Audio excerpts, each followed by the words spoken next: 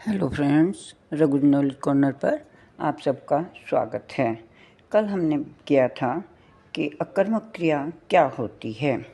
आज हम करेंगे सकर्मक क्रिया क्या होती है और उसके कितने भेद हैं।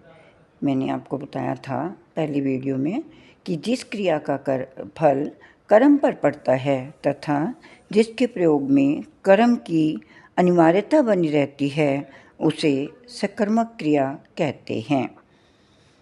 जैसे उदाहरण के तौर पर मैंने बताया था, राम ने बेर खाए, तो यानी कि जो बेर है उस पर जो है खाए का क्रिया का प्रभाव पड़ रहा है। आज हम करेंगे सकर्मक क्रिया के भेद। सकर्मक क्रिया 3 प्रकार की होती है। कौन कौन सी? पूर्ण एक कर्मक सकर्मक क्रिया, पूर्ण द्विकर्मक सकर्मक क्रिया, अपूर्ण सकर्मक क्रिया। तो ये 3 प्रकार की हुई। सबसे पहले हमारी है पूर्ण एक कर्मक क्रियाएं। पूर्ण एक कर्मक क्रियाएं, एक कर्मक, तो इससे पता चल रहा है कि इसमें एक ही कर्म का प्रयोग किया जाएगा,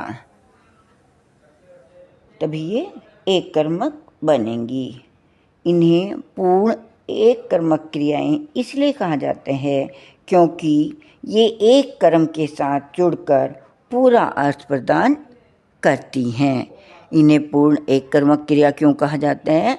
क्योंकि ये एक ही कर्म के साथ जुड़कर अपना पूरा अर्थ प्रदान कर देती हैं। जैसे गीता पुस्तक पढ़ती है, इसमें जो है क्रिया क्या है? पढ़ना, और कर्म क्या है? पुस्तक। वो पुस्तक के एक ही पुस्तक है जिसको पढ़कर जो है पता चल रहा है कि गीता क्या पढ़ती है? पुस्तक पढ़ती है। इसमें एक ही कर्म है। वाल्मीकि ने रामायण लिखी। वाल्मीकि ने क्या लिखा? रामायण। मोहन ने मैच जीता। क्या जीता? मैच। इसकी सबसे बड़ी पहचान होती है पूर्ण एक कर्मक क्रिया की, सकर्मक क्रिया की, कि इसमें हमें क्या का उत्तर मिल जाना चाहिए। यदि हमें क्या का उत्तर नहीं मिलता तो इसका मतलब ये पूर्ण एक कर्मक क्रिया नहीं है। दूसरी हमारी है पूर्ण द्विकर्मक क्रियाएं, यानी कि जिसमें 2 कर्म हों। द्विकर्मक, द्विकर्मक का मतलब है 2 कर्म वाली। जिन क्रियाओं में 2 कर्म होते हैं उन्हें द्विकर्मक क्रिया कहते हैं। तो इसको हम कहेंगे जो क्रियाएं एक नहीं 2 कर्मों के साथ जुड़कर पूर्ण अर्थ प्रदान करती हैं उन्हें पूर्ण द्विकर्मक क्रियाएं कहा जाता है। जैसे मालिक ने नौकर को पानी दिया। मालिक ने नौकर को पानी दिया, तो इसमें 2 कर्म हैं। क्या क्या? एक नौकर, दूसरा पानी, तो 2 कर्म हुए, तब इसमें हमारा वाक्य जो है पूरा हुआ, तब उसकी क्रिया पूरी हुई। माला ने मोहन को पुस्तक दी, तो इसमें भी 2 कर्म हुए। कौन कौन से? मोहन और पुस्तक। पिताजी ने हमें कुछ पैसे दिए। हमें और पैसे, ये इसमें 2 कर्म हो गए। अब जो हमारी पूर्ण द्विकर्मक क्रियाएं होती हैं इसको भी हम 2 भागों में बांटते हैं। एक होता है मुख्य कर्म और दूसरा होता है गौण कर्म। इसमें जो 2 कर्म दिए जाते हैं उसमें से एक को हम मुख्य कर्म कहते हैं और दूसरे को गौण कर्म कहते हैं। मुख्य कर्म क्या होता है? जो हमेशा क्रिया के पास रहता है और उसमें कोई भी विभक्ति चिन्ह का प्रयोग नहीं किया जाता और वो प्राणीवाचक भी नहीं होता, तो वो क्या होता है? मुख्य कर्म। और इसके विपरीत गौण कर्म क्या होता है? गौण कर्म होता है जो क्रिया से हमेशा दूर रहता है, जिसमें विभक्ति चिन्ह का प्रयोग किया जाता है और जो प्राणीवाचक होता है। तो ये इसकी पहचान हुई। जैसे मुख्य कर्म का उदाहरण है,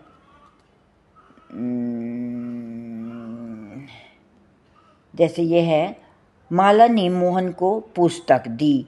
जो इसमें पुस्तक है वो मुख्य कर्म है और जो मोहन है वो गौण कर्म है।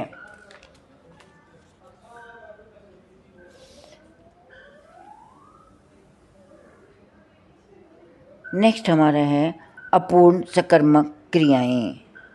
अपूर्ण सकर्मक क्रियाएं क्या होती हैं? इन क्रियाओं में कर्म के होते हुए भी किसी पूरक के बिना अर्थ अधूरा रहता है, यानी कि कर्म के होते हुए भी उन्हें किसी पूरक की आवश्यकता होती है,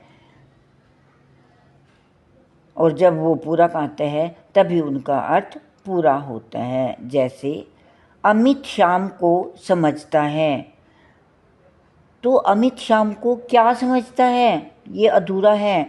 अगर इसमें हम लगाएंगे मूर्ख तो ये वाक्य पूरा होगा, यानी कि मूर्ख जो है इसमें पूरक है। अगर हम इसमें पूरक नहीं डालते तो ये वाक्य हमारा अधूरा रह जाएगा।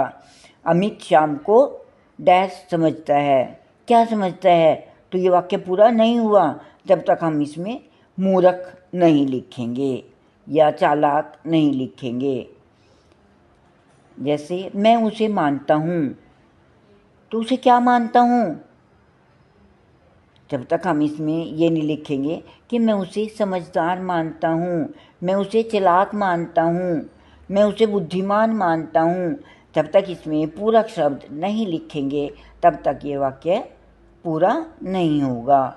जैसे और उदाहरण, तुम मुझे अवश्य लिखना, क्या लिखना, पत्र लिखना। तो इसमें क्या की कमी है कि क्या लिखना, जब तक उसका आंसर नहीं लिखता तो वाक्य पूरा नहीं होगा। तो तुम मुझे पत्र अवश्य लिखना। वह बनकर दिखाएगा, क्या बनकर दिखाएगा, वह अध्यापक बनकर दिखाएगा, प्रोफेसर बनकर दिखाएगा, डॉक्टर बनकर दिखाएगा, इंजीनियर बनकर दिखाएगा, यानी कि ये भी पूरा नहीं है जब तक हम इसमें पूरक शब्द प्रोफेसर, अध्यापक, इंजीनियर, डॉक्टर आदि शब्द नहीं लगाएंगे। तो ये हुआ हमारा अपूर्ण सकर्मक क्रियाएं।